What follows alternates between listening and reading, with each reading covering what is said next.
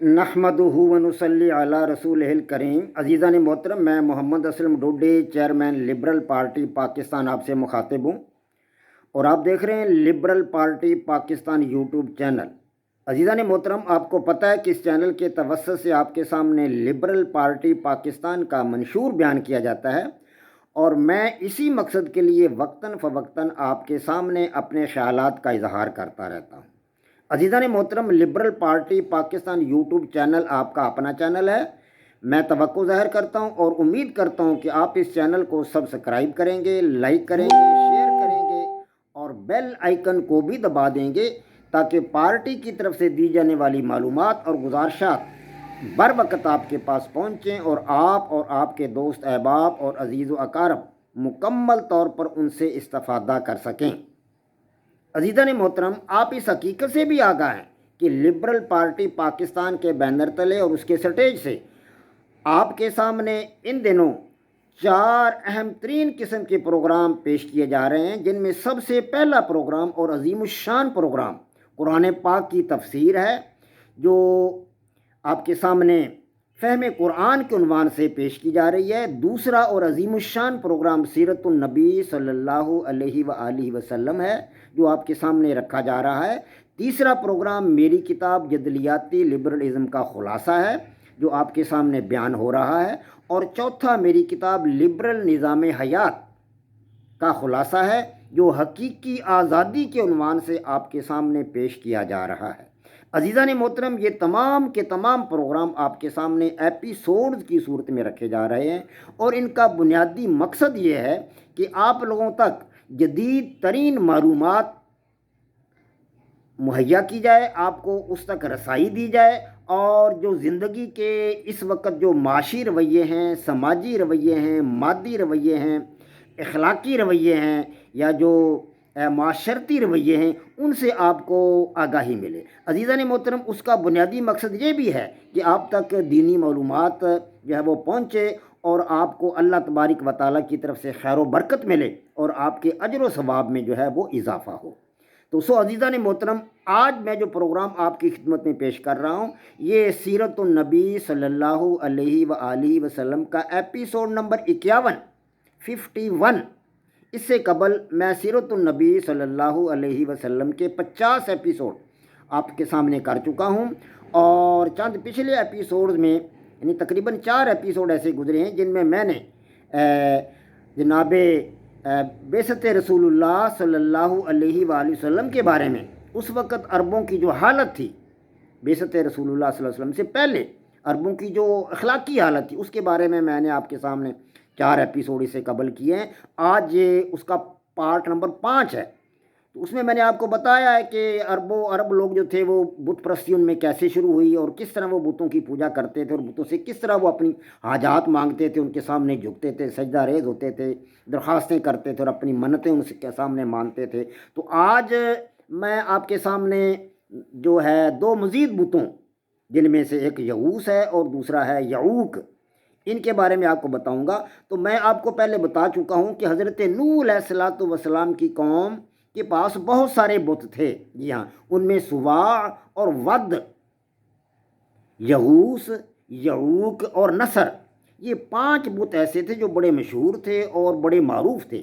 یہ دوسرے تمام بتوں سے ممتاز مقام رکھتے تھے، اور ان کے سامنے وہ لوگ بڑے اشتیاق کے ساتھ اور بڑے شوق کے ساتھ، بڑے جذبے کے ساتھ ان کے سامنے جھکتے تھے، اور یہ ان کو دیوتا مانتے تھے۔ حضرت نوح علیہ السلام کی قوم اور اس کے بعد ان کی نسل کے افراد جو تھے، جو نسل در نسل جو مطلب ہے ان کی حضرت نوح علیہ السلام کی جو آگے نسل چلی، وہ سارے کے سارے لوگ جو تھے وہ بت پرست تھے اور بتوں کو ان کی پوجا کرتے تھے۔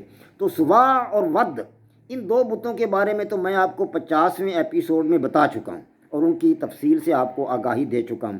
تو آج میں آپ کو یغوث اور یعوق، یہ جو 2 بت ہیں، اور جن کے بارے میں حضرت نوح علیہ السلام کی قوم اور ان کی اولاد ان کی بت پرستی کرتی تھی، ان کو مانتی تھی، ان کے سامنے پوجا پاٹ کرتی تھی، جھکتی تھی ان کے سامنے اور منتیں مانتی تھی، ان کے بارے میں آپ کو بتاؤں گا۔ تو بنی طے میں سے انعام نے، اور بنی مدحج میں سے جرش والوں نے، یہ 2 قبیلے تھے۔ ان لوگوں نے مقام جوش میں یغوث نامی بت بنا رکھا تھا۔ یغوث جی ہاں، یغوس نامی بت بنا رکھا تھا۔ جوش جو تھا یہ تو یمن کا ایک علاقہ ہے، اور مدہج یمن میں ایک ٹیلے کا نام ہے۔ مدہج یہ ایک ٹیلا ہے، ٹیلا کے سارے عرب کے اندر وسیع و عریض ٹیلے ہیں، اس وقت بھی بڑے وسیع و عریض ٹیلے تھے، آج بھی ٹیلے ہیں، آج کچھ علاقہ آباد ہو گیا، لیکن اس زمانہ میں بڑے ٹیلے تھے، آبادی تو بہت کم تھی۔ تو یہ لوگ جو تھے اس بلند ٹیلے پر انہوں نے یہ یغوس کا بت جو تھا وہ نصب کر رکھا تھا۔ اطراف میں ان کی آبادی تھی، بہت بڑا وسیع سارا تھا، یہ لوگ اپنی بھیڑ بکریاں پالتے تھے، اسی طرح اونٹ بھی چراتے تھے۔ ان کے یہی بڑے پیشے یہی ہیں دو، سعودی عرب میں اور عرب کا اطراف کا جو عرب کا علاقہ ہے، یمن ہے، صنعاء ہے، ان علاقوں میں تو یہ لوگ ان کی پوجا پاٹ کرتے تھے، اور بہت بلند ٹیلے پر ان لوگوں نے یغوس کو نصب کر رکھا تھا۔ یغوس کے معنی عربی میں ہے مدد کرنے والا، یعنی کہ وہ سمجھتے تھے لوگ کہ یہ ہماری مدد کرتا ہے اور ہمارے ساتھ جو ہے ہماری حاجتیں پوری کرتا ہے، ہماری دعاؤں کو سنتا ہے، اور ہماری جو ہے جب نظریں مانتے اس کے سامنے تو ان کے مطابق ہمارے مسائل حل ہوتے ہیں۔ تو اس طرح اس کے معنی ہے مدد کرنے والا۔ یہ حضرت نوح علیہ الصلوۃ والسلام کے وقت میں بہت بڑا دیوتا تھا یغوس جو تھا۔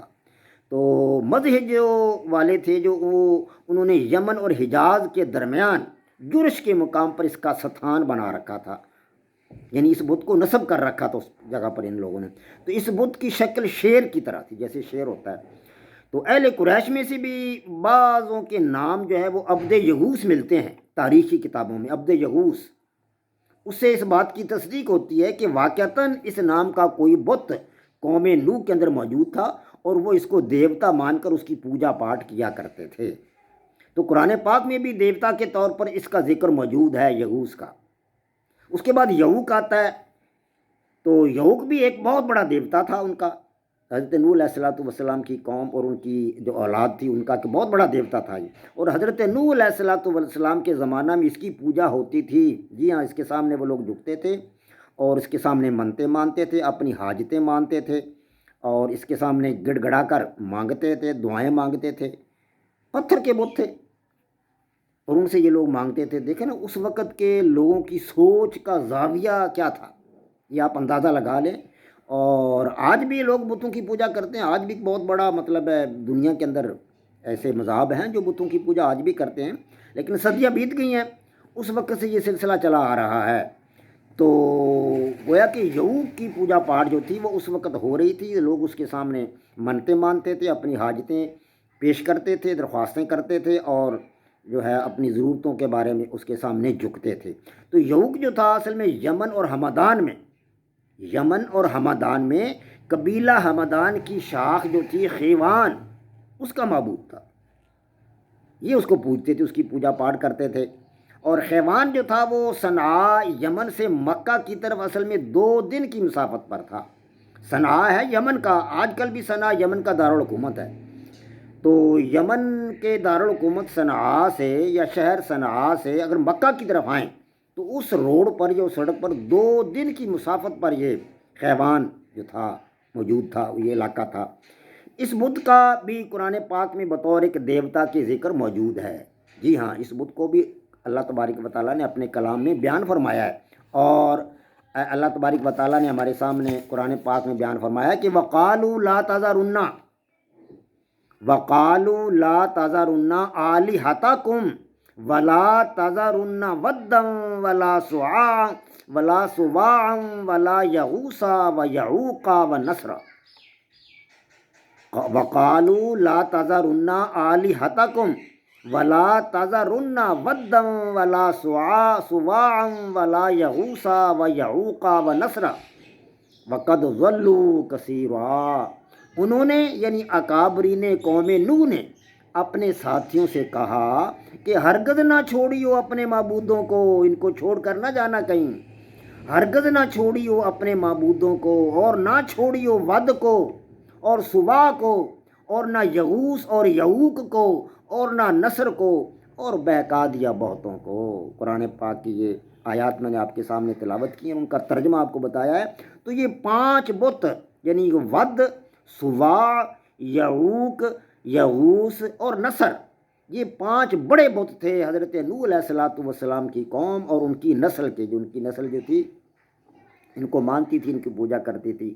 تو اللہ تبارک و تعالی ہمیں اپنے جو ہے حفظ و امان میں رکھے، اور اللہ تبارک و تعالی ہمیں سیدھے اور ہدایت کے راستہ پر چلنے کی توفیق عطا فرمائے۔ وما علینا الا البلاغ۔ پاک فوج زندہ باد، پاکستان پائندہ باد۔